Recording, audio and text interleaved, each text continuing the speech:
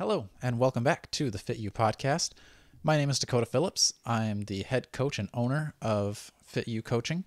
My goal is always to help you have a more fun and sustainable fitness routine. My co-host, my wife, Savannah Phillips, is joining us today. I think today she's probably going to be more of the listener asking questions type of thing, because our goal today is to bust some myths. So we have 3 myths out today, and we'll kind of talk about why maybe they're there and kind of break down why maybe they're not quite so accurate. So, ready to get into the first myth? Let's go. All right. So this is one that you've probably all heard and probably all said: no pain, no gain. I have said that a lot. Yep. And I think a lot of us know that it's not entirely true, but still we say it and still we think it. So this is not so true, because if you have pain, that's not good. In whether it's if you're doing yoga and you're stretching, if you feel pain while you're stretching, you should probably back off, because you're going to strain your muscles, and that's not good. If you're working out and you feel pain, that is also not good, because maybe you're pushing your body into a range of motion that it's not comfortable with. Maybe there's some impingement there.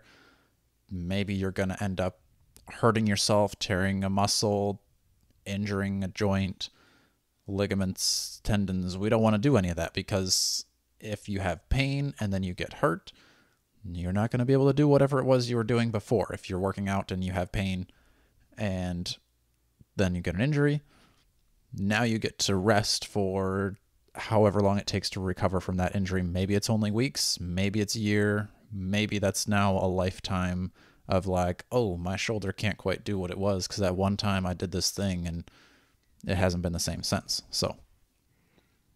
Okay, so I think what needs clarification is pain in itself. What do we mean by pain? Because I think there's probably a lot of people that are yeah, but your muscles are literally tearing apart at the cellular level when you're working out. That has pain. It's I feel that has discomfort. Yeah. So I think the line needs to be drawn between pain and discomfort. So one way people kind of adjust this no pain, no gain, they say no strain, no gain, because you will have to put in that effort. There'll be the challenge. There will be maybe some discomfort at times, just because you're we'll go back to yoga. If you're holding a yoga pose and you become uncomfortable, maybe it's a balance pose that you're holding for a really long time, or it's a stretch that you're holding for a long time. If you're at a point in that stretch where you're just totally comfortable, you're not feeling anything, you're also not feeling a stretch. Go a little farther and you feel the stretch. Go a little farther and you feel the pain. Go back before you felt the pain. And that's kind of in that area that you want to be at. Same with lifting weights. We can take, I imagine dumbbell bench press for a lot of people is one that you maybe feel this, or at least I sometimes do. I know a lot of people that are probably past 30 will probably feel this when you're doing dumbbell bench press. Laying down on the bench, you've got a dumbbell in each hand. If your elbows are going straight out to the sides and you come down, you probably feel an uncomfortable stretch in your chest and shoulders. Yeah, I feel it in my shoulder, across the front of the joint. Right. So that one is most likely pain, or it's a discomfort that's unnecessary. If you bring your shoulders down a little bit at an angle instead of going straight out to the sides, if they're at an angle kind of 45 degrees, you're probably going to lose that discomfort, and then you're going to get more into that strain of now I'm trying to move the weight instead of I'm trying to bring the weight down and it hurts and then I push it back up. It's going to feel more in that muscle pushing, not muscle tearing feeling. And same with how low you go, because some people think, oh, I'm doing a dumbbell bench press, I need to bring the dumbbells all the way down to until it touches my shoulders. Probably you don't need that deep of a range of motion, come down to like 90-degree elbows, maybe a little bit farther, and then press up. That's really as far as you need to go. You're still going to have that strain to get your gain. You're going to get stronger muscles that way, but you're not going to have the pain of pushing past a range of motion that you're not comfortable with. So, okay, so it is really like range of motion is like what you're talking about. Like if you're like, oh no, this is what the exercise is supposed to look like. Well, if that's not your range of motion, that's a situation where you shouldn't listen to this whole no pain, no gain. Because it's like, if doing the exercise that way hurts, it's not the right way for you to do the exercise. Right. And if it's a range of motion thing, maybe this might be a different podcast entirely, but like maybe you need to go back and focus on, maybe you need to go out of the weight room and into the yoga room, focus on your range of motion, and then that'll help you in the weight room.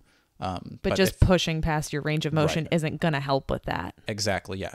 Pushing like, oh, this is painful now. If I just do it more often, it won't hurt. Chances are it's probably going to hurt more longer. So do what you can within that. And that's like, so that's lifting weights specifically.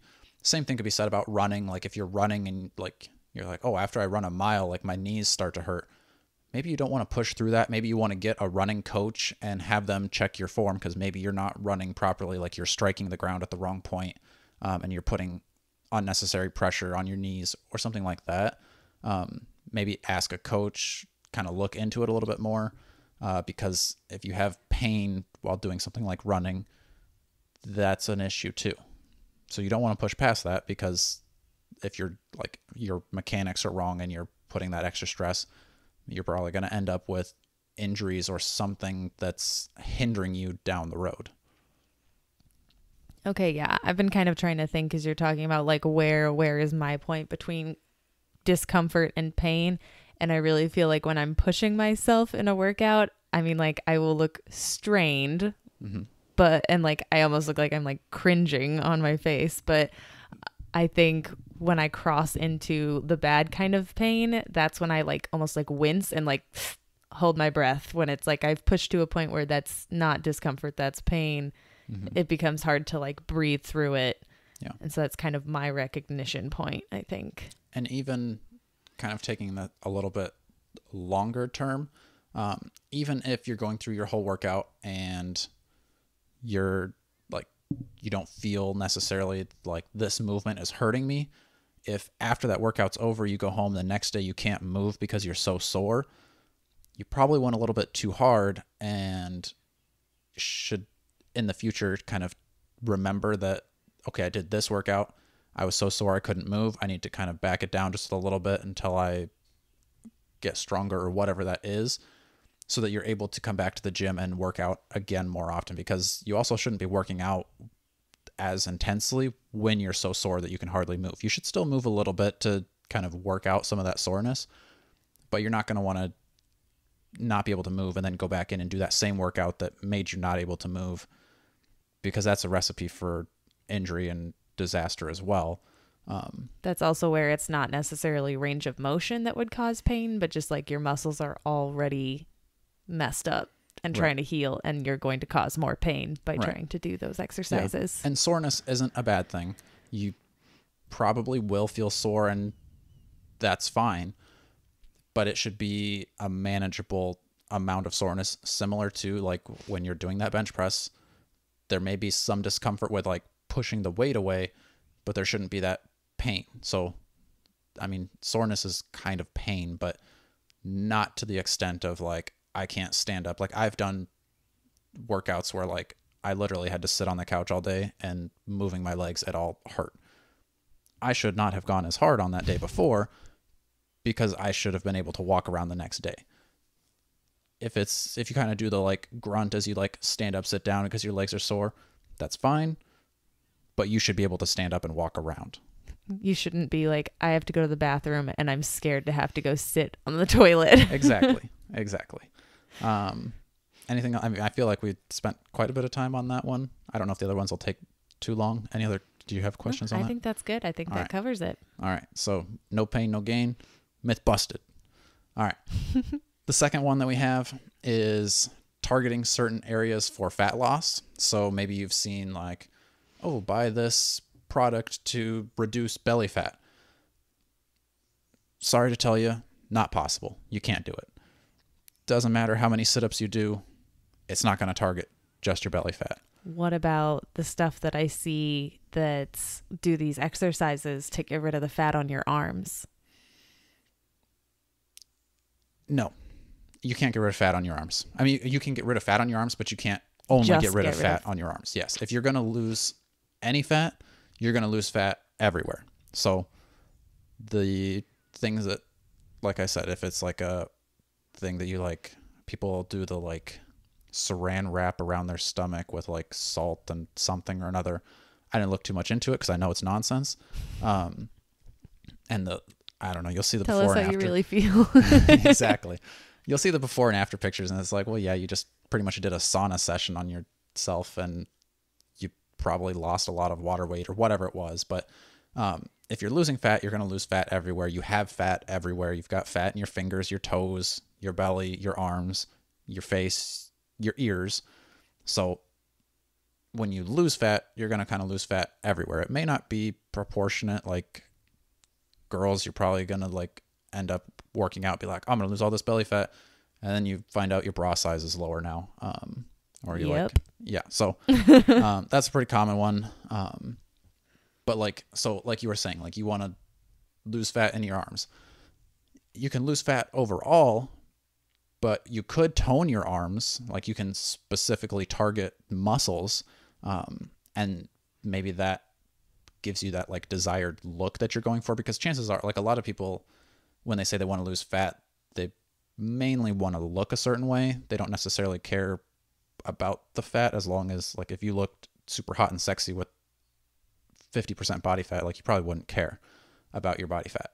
But if you want to target like your arms, you could do like tricep extensions and curls and shoulder press, things like that. That's going to tone up those muscles, because maybe you don't want the like flappy tricep look. And doing those tricep extensions will make your muscles bigger and stronger, that give you that more toned look that you're going for. So, but if I want the fat off my arms, it means I have to just reduce my general body fat. right. Yes. So yeah, it really, you can't target the fat. Can't say specifically, I want my arms to be less fat, because you can lose the arm fat, but that also means that you lost fat in your legs as well.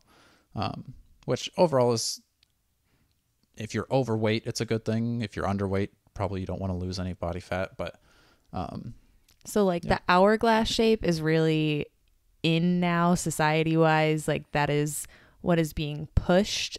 So I think there's probably, that's why like there is a big push right now to like reduce my belly fat, but like I still want to have like big hips and a big butt and big boobs.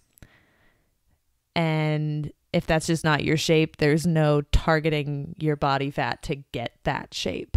yeah, I mean, like you can, like I said, you can target certain areas. So like if you want a big butt, you can do like butt exercises, but like if you want that big juicy butt, that's going to take some fat on there too, most likely. You're probably like, you can't have a completely flat belly and then also have enough fat on your butt to give you a big round butt, Right. unless you're just genetically blessed Right, exactly. to match today's societal standard. Yeah, and you always are going to have some body fat. Like everyone needs body fat. Women need a little bit more than men, but like you're never going to like work off all your body fat and then think that that's going to make you look probably like the thing you're trying to look like. So yeah, you want to find like a comfortable way to work out, exercise, target the areas that you want to look good with, like muscle building, and you can still try to lose body fat overall. Get yourself in like a healthy range, and that's good. Cool. All right. Target Let's do- certain areas. Fat loss. Myth busted. Our last myth that we are going to talk about is earning your treats or earning your meals. Chances are this is another one that we've probably all said or all thought or definitely all heard, is like, oh, I need to do this workout so I can eat Thanksgiving dinner tomorrow. We're like, oh, I just got done eating Thanksgiving, I need to hit the gym tomorrow. Things like that, where you're trying to like justify what you're about to eat. Like, oh, it's my birthday, I'm going to eat cake later. Got to do this workout run these miles to earn the cake. I don't know if it's necessarily a myth, but like the fact that like just the idea that like, oh, But it's common ideology that you have to earn your food. And even that you think you could work off like, oh, tomorrow's Thanksgiving, I'm going to go for a run to work off what I'm about to eat for Thanksgiving. I didn't do the calculation, and it depends on what you're going to eat, but the amount of miles you would have to run to equal a Thanksgiving dinner is probably astronomical.